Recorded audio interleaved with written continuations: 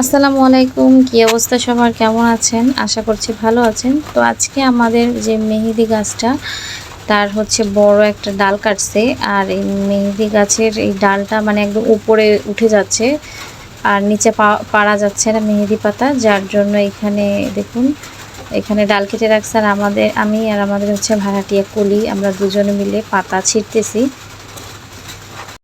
আগে মেহেদি পাতা হাতে দিতাম, মাথায় দিতাম, তো অনেক কিছু করতাম, তেলের ভিতরে দিয়ে জাল দিয়ে চুলে দিতাম। কিন্তু বর্তমানে মেহেদি পাতা সামনে থাকা সত্ত্বেও কিছু করা যাচ্ছে না, সময়ের অভাব আর করার অভাব যেটাকে বলে। তো সময়ের সাথে সাথে সব কিছুই বদলায়। তো এখন দুইটা আন্ডা বাচ্চা নিয়ে আর মেহেদি পাতা মাথায় বেটে মাথায় দিয়ে সেটা ধুয়ে শ্যাম্পু করার মতো সময় বর্তমানে নেই। তো এখানে আমার বোন আমার কাছে বলে যে যখন আসবি মেহেদি পাতা নিয়ে আসবে আমার জন্য। তো মেহেদি পাতা তো পারতে পারতাম না, যার জন্য নিয়ে যেতে পারবো না। তো বুধবারে যাওয়ার একটা সম্ভাবনা আছে, যেহেতু মেহেরাবের প্লাস্টার ওই দিন খোলা হবে। তো ওই দিন দেখা যাক।